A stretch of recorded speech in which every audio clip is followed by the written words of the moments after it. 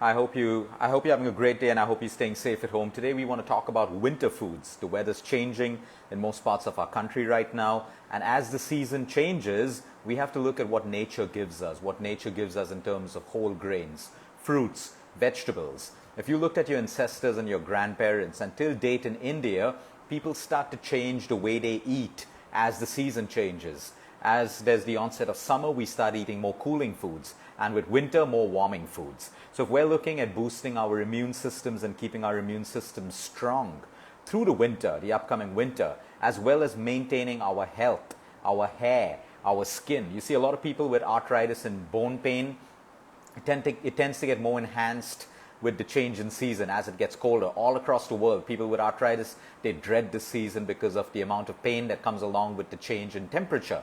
But your food and your nutrition plays a huge role in helping you get through the season. So you see, everything we feed our body responds, and either the heat that's produced, the absorption of vitamins, minerals for our hair, our skin. A lot of people have skin issues during the winter season. Dry skin, eczema, psoriasis, this tends to get worse. So we have to look at all the winter foods, and we're going to talk about that right now. Number one, pure ghee.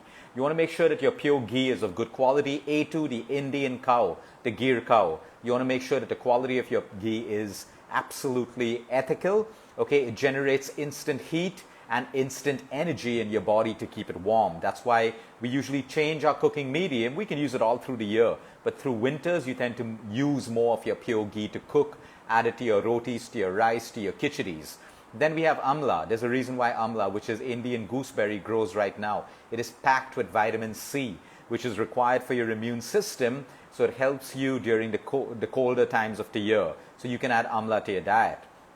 We all grew up loving something called chicky, and chicky is the right time to have it right now, but the right way. A lot of your commercially prepared chicky is filled with liquid glucose, white sugar, maltodextrin, and all of that stuff. You can make chicky at home. It's as simple as that. It contains peanuts, it contains sesame seeds. Sesame seeds are loaded with basically iron and calcium to help you get through this cold season. It is also rich in zinc, manganese, magnesium, and also iron.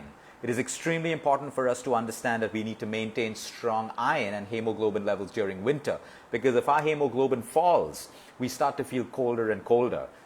So having chicky, which is made out of, there are so many different recipes of chicky. You can make it at home, and your sweetener could be jaggery or even raw honey. And we look at the amazing millets that we have in our country. When I'm talking about maize, I'm talking about maize flour, or I'm talking about bajra or pearl millet. You can use these into your own preparations, into your chapatis and your rotis. These are rich in good quality starch that helps you stay energized, and it helps you stay warm as well. Rich in fiber, rich in protein, great for your cholesterol levels. Again, you can use these millets during the winter season. There's something called Panchiri, which is a dry sweet found in our country. If you don't want to use wheat, you can replace wheat with sattu or mung dal flour, but it's got all of your nuts, right from your cardamom to your fennel to your cashews to your almonds, watermelon seeds. All of these are very energizing and warming foods. So you see, there's a lot of wisdom in traditional Indian food. I think Indian food gets a bad name because we tend to overeat it. We overdo it on the carbs. We use the wrong fat mediums. We eat too much of Indian food, and we're sedentary. If you go back to our ancestors, they ate all of these foods, but they were extremely active, and they had quarter the amount of lifestyle diseases that we have today. So we need to look at our lifestyle. Fresh turmeric root. You will find fresh turmeric root in the market right now. You can make it into pickles. You can slice it, add a little bit of salt. You can add ghee to it, a little bit of black pepper, and you can consume fresh turmeric in many ways. It's good for your immune system, reducing inflammation, and it's also an extremely warming food. Then we have fresh green garlic. Green garlic tends to grow during this time, and it is excellent for your body heat. In fact, we call garlic almost like a natural antibiotic because of allicin and sulforaphane, which works literally like an antibiotic, but it's not your replacement of your antibiotics. You can get fresh green garlic, which is great for the heart, great for cholesterol levels, triglycerides, anti-inflammatory, and extremely warming. Then you have ginger and honey. The combination of raw ginger and a good quality raw honey. So you can grate ginger, you can brew it into a tea, you can boil ginger. Now's the time for an Indian masala chai. So if you're using the right milk, jaggery, all of your spices, nothing like a warm mug of steaming Indian chai during the winter season. It's the spices and the warmth that will keep you going.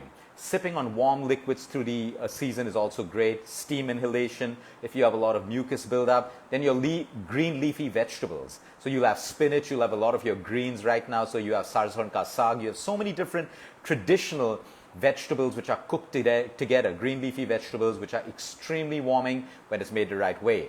Ladoos, the great Indian ladoos. This has ghee, sattu, so many different ingredients. Warming, energizing. You can increase the protein by playing around with the ingredients, and as long as you use jaggery instead of white sugar, it's good to go. Then you have rab, something called rab. It's a porridge made out of ragi. Ragi is extremely energizing, high protein, warming, great for your body when you're healing from surgery or any condition. Keeps you full for a long period of time because of the amount of fiber. It is one of the greatest foods for weight loss, for your overall health, for your skin, for your hair. In fact, I'll do a whole separate video on ragi because it exists in our country and most of us hardly use it. But it is such a nutritionally dense food and so powerful that we should be including it. Then we have all of our concoctions that we make during winter. Now is the time to start getting into it. So whether your concoctions have, a little bit of ajwain, jeera, fennel boiled together with a little bit of honey. Never boil honey, add it straight to your concoction which is boiled. You never boil honey, it becomes destructive for your health. You can add tulsi, you can add ginger. There are so many herbal concoctions. We'll share a couple of recipes in the thread of this video that you can use during winter. Tulsi, I spoke about it the other day. Tulsi is a wonder herb, whether it's winter, whether it's summer, for your colds, for your flus, for your bacterial infections, viral infections, your immune system, your hair, your skin. You can't go wrong with Tulsi. Now when it comes to fruits, which fruit should we be eating during the season? The fruits that grow locally during the season. So whatever berries grow, then you have your lychees and all of this. You want to make sure you get right quality. Try to support your farmers. Try to support local produce so that you get the right quality and ethical fruits. We can't end this video without talking about jaggery. Good quality, ethically sourced, chemical-free jaggery is a warming, beautiful food that you can sweeten your chais with, your coffee, your concoctions. You can add it to your desserts. These are warming foods that are absolutely fabulous for you. So, whenever you feel the onset of a fever or a cold or a cough, you take hot water, melt a small piece of jaggery and add a little bit of ginger, a little bit of ajwain. These are powerful concoctions for your immune system and to warm your body. And finally, we have something called garden crest seeds, which are also called halim.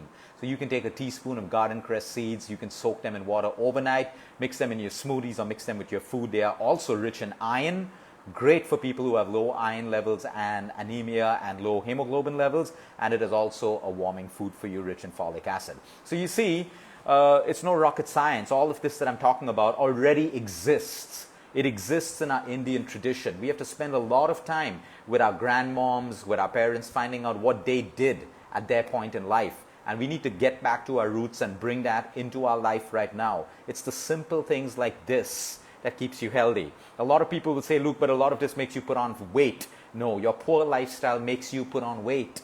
If all of these Indian traditions were bad, okay, people wouldn't have been healthier than us and slimmer than us when they were eating that food, and we are eating all of the wrong foods. So don't fool yourself.